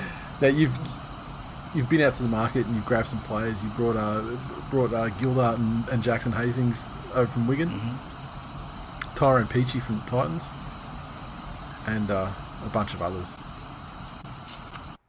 Losses. That's some great recruitment. Can I be honest? That's some great recruitment. Tyrone Peachy. A bunch of others. Look, we also... I will say, Jay, I want to give you some credit because I fucking desperately wanted you to be completely and utterly wrong about Peachy, and I wanted to just be able to go, mate, you got that one wrong. But you're obviously a guy that actually does pay attention because I watched that fucking trial game and everything you said to me is exactly what he did. Yep. Every fucking thing. Yeah. Mate, this time it's going to be different though. This game's just a trial, mate. This time it's going to be different. I've got a support group. Fucking Peachy's Anonymous. Look, but look, we gave credit to the Sharks for cutting loose some dead wood, and you guys did, the same thing. I mean, in getting rid of Moses by, getting rid of BJ Leilua, Joey Leilua, and Russell Packard, another huge chunk of dead wood. I mean, he's like a fucking... Yeah, that was an expensive piece of dead wood too. So I was happy to see that go for multiple reasons. But here's the thing, though. Glennie, how will you find a way as a Tigers fan to blame this season's failure on Ivan Cleary with all of the players gone? I think you probably have to go back and find an example where I blamed anything on Ivan Cleary. Ever. Me personally. It hasn't happened. Well, didn't even bag him for the way things... You weren't on the show in that time, that's why. Did not even fucking bag him for the way fucking things panned out. So, that's a load of shit. Interested to see how Gildart goes. He had some good touches in the trials. I think Jackson Hastings in that Roosters game, he impressed me with his control and his patience, but also the way he spoke after the game. It was very mature, and he spoke at length about how he's very grateful to have the opportunity back in the NRL, and how he probably didn't appreciate the position he was in when he was at the Roosters, and so I think he will have a solid season.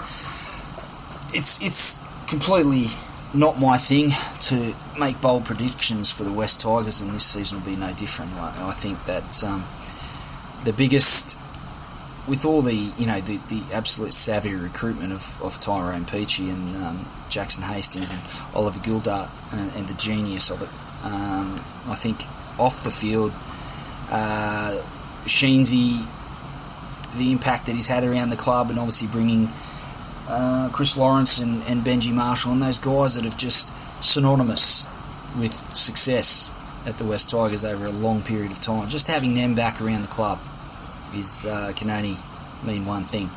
And I honestly, I fucking don't know. But what I do know is that the Tigers and lots of their fan base don't actually see this whole, and this is a movie reference, brace yourself, boys, it's very fucking Groundhog Day-ish, because Luke Brooks is going to be unleashed. He's training the fucking house down again. Apparently everyone, the boys, are fucking fitter than ever, and Madge has got the group. We've heard all this shit before. So I'm going to take my own advice that I'm going to give the rest of the club and their fan base. And this is something that impressed me about Hastings, is that don't get carried away. Don't get carried away by a performance. We've got a lot of work to do as a club, and everyone needs to chill and shut the fuck up and make hard decisions if and when the time comes that they need to be made. Luke Brooks, I'm looking at you. When you talk about Brooksy, though, I mean, like Newcastle allegedly they wanted to grab him in the off-season to replace the departing Mitchell Pearce. Yeah. Tigers said no. Yep. And that came from Sheens. The Tigers said no. Correct. Because they've painted themselves in a corner. They literally, and I don't understand it. So I don't expect you guys to either.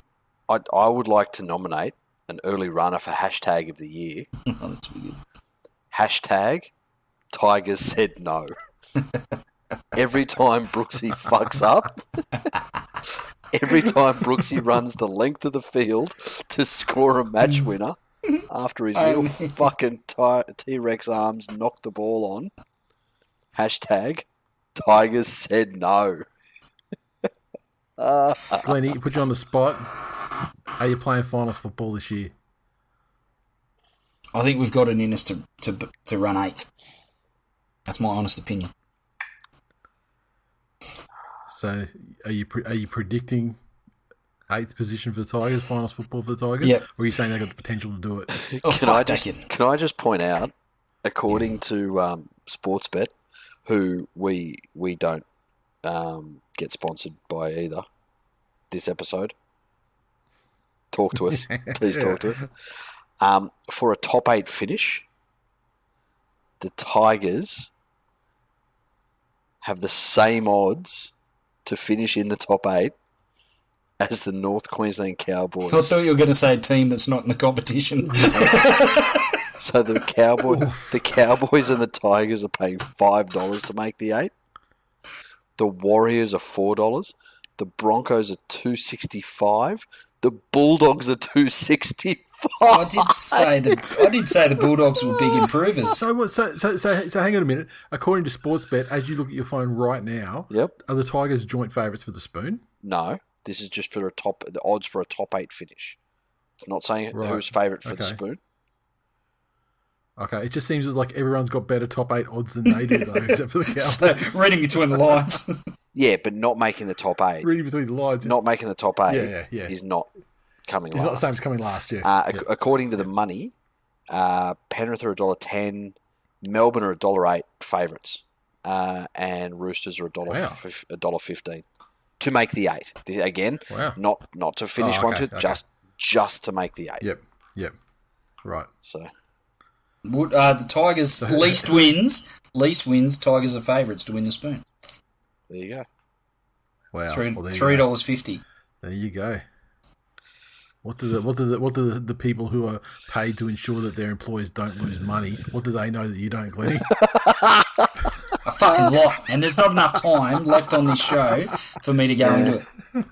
What does a $1 billion algorithm know that Glennie does? Yeah, when you put it like that, probably a fucking lot. Outsmart Beep, all you cunts. beep, beep, boop. I have also seen the movie Groundhog Day. Beep, beep, boop. Righto, where's Greg Evans when you need him? Fuck me dead. Dexter? My algorithm voice.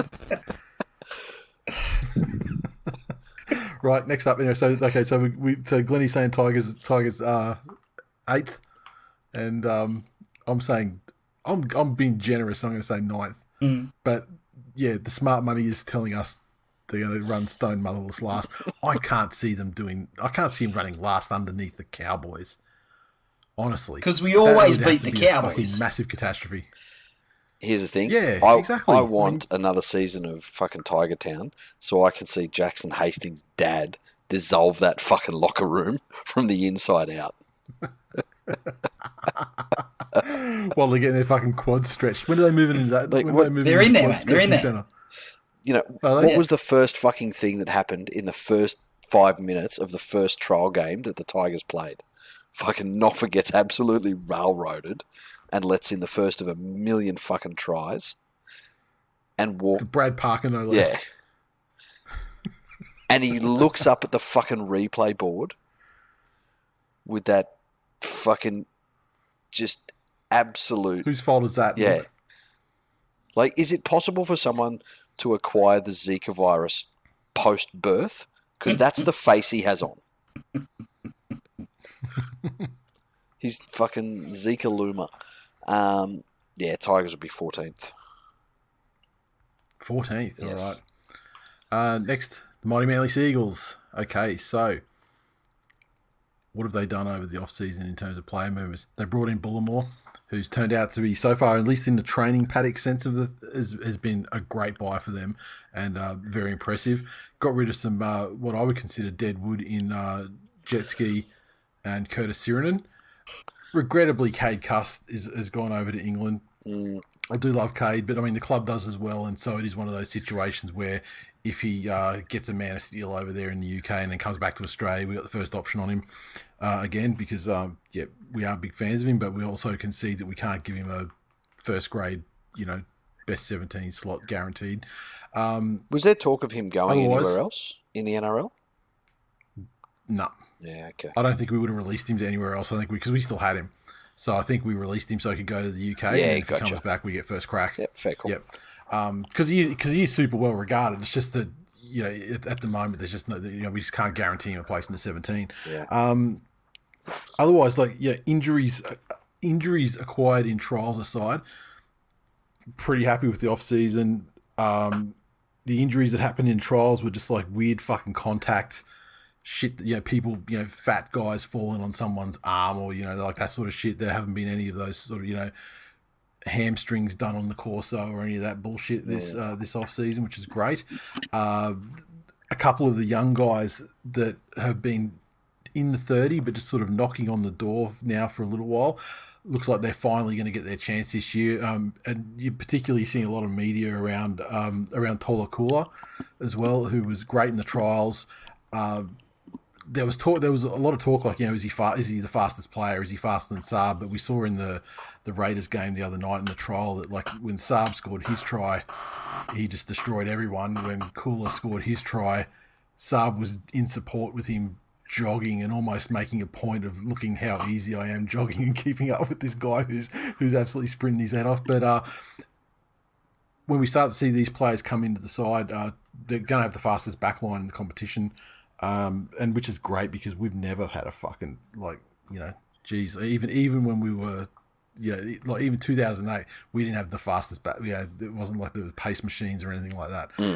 So it's great to see some play like recruitment and players developed that are starting to vest for the game the way it is now.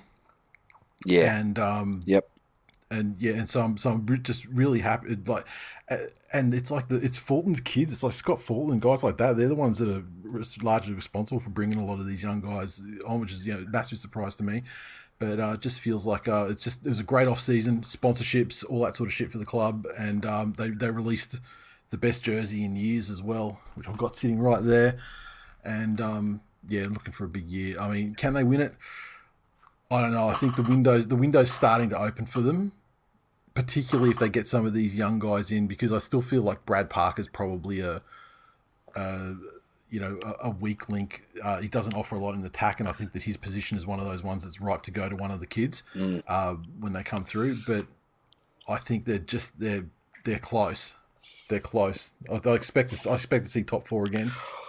I think that's your minimum. When you have a generational talent like Tommy, I made a point earlier of saying that if you have one position in your spine where you wouldn't put all your eggs or all your talent eggs, it'd be your fullback.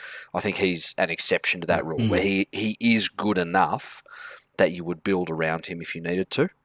I think you're at this funny crossroads. It's also, if you look at So when you were talking about Ponga before in that situation as well, the thing about Ponga is he does some brilliant things in attack and not a lot in defence, but you could never say that even on the most glorious play that Ponga's ever done, you could never say that he's made any player around him better.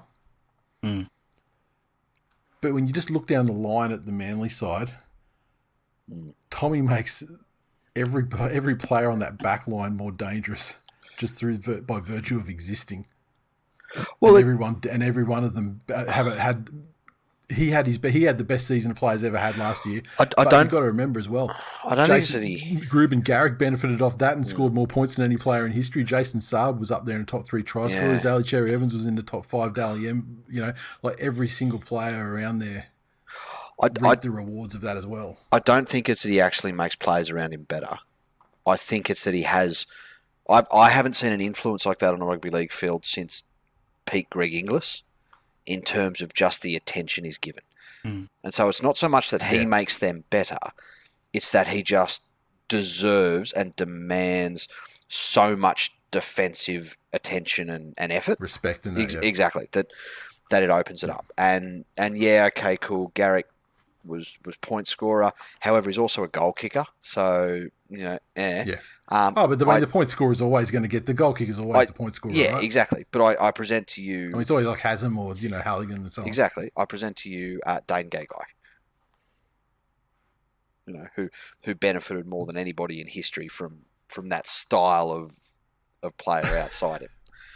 I think if Tommy, he needs a Tedesco season. You remember when Tedesco went from being a fucking biscuit and it was just every year, how many games, and then when he got out of the Tigers and he went to the Roosters, he turned his health around.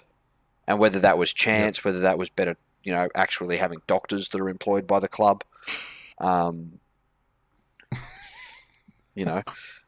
like fuck me. Can you imagine how many times a season in the West Tigers dressing room? Good vibes only. But no, positive vibes. And I'm positive it's a shit club. But how many times in a season do you reckon a medical staff member in the West Tigers says the phrase, "I've done my own research"? How often does someone get their voicemail because they're working a second job at Macca's in the drive-through? But Tommy stays healthy, and you should be aiming for a premiership. The interesting crossroads you're at, though, is as he's coming in to his fucking peak, and it's going to be a long peak again, as long as he can stay healthy. Your halves are on the downward slide, and I think you need to make a big push for it. You're right, your window is opening, but I think you need to make a push for it before Cherry Evans' head explodes. In by that, he is getting more fucking mentally unstable year on year. And I'm serious. That's fucking. He's getting up there in brain, like legit fucking brain snap risk territory. And every year, he's becoming more and more of a defensive liability. And I reckon you've got a 2-season window max with him as your 7. Yeah, but then also we've got some of the best young halves in the competition waiting to come in. So that's fine. Even, as soon as that's we're going to have a seamless transition. So the window opens and it stays open. It's fucking breezy. And look, I mean, like Tommy injury wise, I mean, he had the start of the season, he didn't make the start of the season because of the Corso shit. But otherwise, he had a flawless season. The only time that they rested him 1 week after he took a high shot to the cheek when they thought he might have had a fractured cheekbone.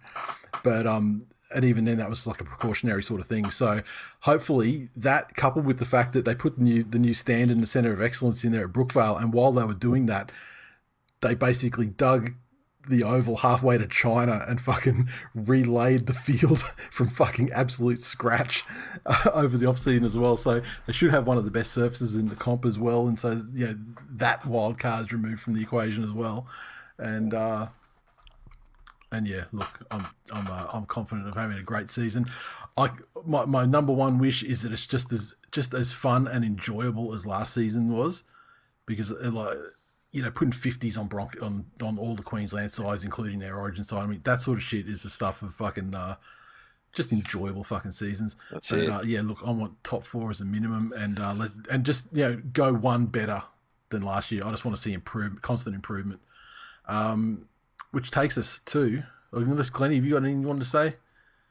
No, I agree with your sentiment about Manly being great to watch last year, and it was probably one of the most remarkable individual seasons from Tommy, and whether I think he's that good that even if other clubs, even the best clubs, put that much more attention into trying to nullify him, I still think he's that good that it's probably going to have a not that much of an effect on how Manly goes. So that's it. I think they're in for a big. I think like quality work, like quality work, like the Storm did to try and minimise his impact at the end of last season. Shit like that is just I love that stuff, and I think it's only it makes them come up with the counter to the counter, and that's it. That's where you need better. That's where you need your improvement. Yeah, exactly. Okay, Penny Panthers. Let me just go through some of the comings and goings, and then you can have the floor, stepdad. You brought back Sean O'Sullivan from the Warriors. No need. It's late. Back to back. Back to back. We're done. Thanks for coming. Enjoyed episode 1. Look, we've been giving credit to teams to get rid of Deadwood though, and fucking shout out. I mean, while you're nowhere near as good as the Sharks were in that regard, and the West Tigers, who are probably second place getters in that respect. They also got rid of the deadest Deadwood that ever Deadwooded. Me dead. Well, they got rid of Tyrone. They got rid of Tyrone May. That's what I'm talking about. That is such a net fucking. I mean, that is a net positive. Yeah. Like that's like Aaron Woods to the Dragons-esque. Yeah. Positive. Yeah. 100%. Really. Yeah. Exactly. And is he retired? And because the fact who's that? Tyrone May. No, he's fucked off to France. Oh, that's right. Yeah. So that's the better thing. It's not that they just released him and he's playing, park football, or he's playing for another club. He's fucking gone overseas, so his sphere of influence is non-existent at this point. How bad are you? Such a great list management fucking move. How bad are you when you can be fucking the coach's daughter and still need to go to fucking Surrenderville? Like, really? Yeah. Fuck out of here.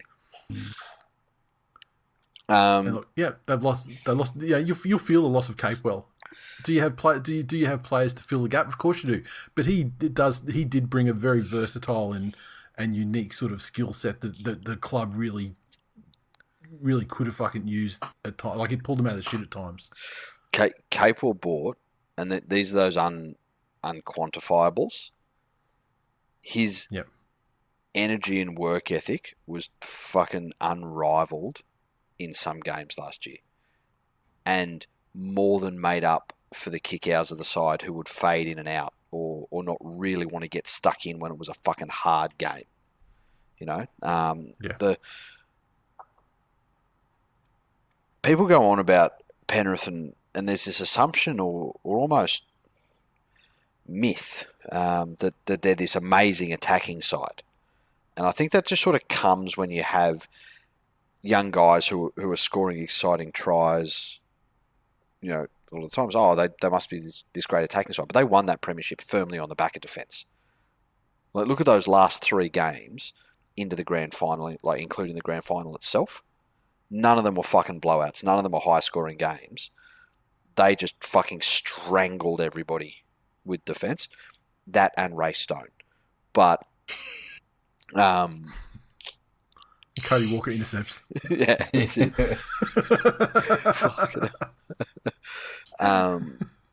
Capel's big. Burton's big. I still think even Momirovski, he fucking played a role. Yeah. Isn't he like the fucking character that, like, you know, walks into town? He's like the fucking Walker Texas Ranger. Like, just comes to town, solves some fucking problems, wins a premiership. You know, gives a fucking speech. Oh, didn't you know it was inside you all along? And then he's off to the next fucking town. Really? What a fucking... And now he's off to the Roosters, where he may exactly. win again. He may win again. Exactly. And where did he start? The Tigers. Motherfuckers traded up and up and up. I ain't never going back. Fuck. He's on $1,000 contract with the Roosters just to not go to the Tigers. Yeah, you know, and fuck, I had my doubts about him when he first started. The cunt didn't pass for 8 rounds, but as long as that basic culture in that spine and that forward pack don't change, Appy's a big loss. In terms of where he's going to go. You know, Kenny's good. Well, I mean, yeah, not as much of a fucking loss as his personal loss of going to the West Tigers is going to be. Yeah, that's it. Yeah, he was instrumental last year, on a lot of different occasions. But it's a tough time to be going back to back because there are so many clubs who were thereabouts last year who for a little bit of luck here there could have been in Penrith's position, but I think the Cleary and Luai combination is going to continue to pay dividends. I will mourn the loss of Birdo just because I still think firmly that the next evolution of rugby league is going to be the multi-skilled outside back, which Burton was a prototype for, and showed on so many different occasions how having essentially a third half playing in the outside backs all year as his proper position, but with the ability to put short kicks in when needed, the ability to throw half-like passes, just that eye for the game and that feel for the game. I think that's what Penrith miss with him gone. In saying all of that, undefeated back-to-back premiers. Guaranteed. That's the glenniest shit you've ever said. Oh, yeah. Fucking shame on you, man. And I will fucking... As a man that tells everyone to be better, you need to fucking be better. I'll tell you what, I'm going full Glenn. I will fucking choke myself to climax as it happens. Wow. Okay, so we're not going to go to the game next year. Well, you're going to be that guy that was in front of Nate at the grand final. Just with no pants on. I'm not going to choke my teeth out. No. All right, there you go, boys. That's us. So that's the season. Yeah, good. Done. Is that going to... Now, are we going to take mailbag, or are we going to save that for next week? I think we save mailbag for next week. Okay, well that's the homework then. So on the Facebook group, there's a thread there about what are your hopes and dreams for either your team or just footy in general for season 2022. Get in there and add to that one, and we'll have a crack at that next week when we do the previews for round one's games. And I just want to say in advance, when we do the mailbag, I feel like no matter who you are, I feel like it's implied that you wish your team won the premiership. So let's get a bit more creative than that. Can I ask something? I take it as given. Can you also, when you're making your comments, can you put on there which team you support? Because a lot of people are saying some very fucking vague things, and I want to be able to actually apply it to a side when we read it out. And I'm sorry, I don't know who everybody follows. So just put which team you support. If you've put a comment in there, there's some fucking crackers that I really want to put in there. Either edit the comment or just add a reply to yourself about which team you support. Yeah, beautiful. All right, and on that note, that's it. Memberships are coming this year. They'll be up probably on the weekend, and we'll get them out nice and early this year for you. Patreon.com/TWiL Get in there. We have almost got 100 episodes of at least an hour, an episode of extra content in there for you to peruse. Plus, there are tiers there with gifts a couple of times a year as well, and particularly the top two tiers that do have the gifts. I think if you ask anyone that's in those tiers, are pretty fucking happy. That's it. The stuff we pushed out, and then there's plenty more of that where that came from this year as well, that we're looking forward to. And yeah, good to be back. That's us. Yeah. Any final words, boys? Tigers come last, Glennie. Fuck you. I've already put money on them to win the comp. I just did it. How much? Not much. What are they paying? What are they paying to win the comp? Let me get back. It just says. $250? Ha ha. 67. It's a donate button. It's a donate button rather than a. Would you like it? Would you like an invoice for tax purposes? You guys are so hurtful. Oh, right, can't wait for this season. We'll be back around on in a week on next Wednesday to preview the first round of the comp. Fantastic. Let's do it. So I'll talk to you then. Later. See ya.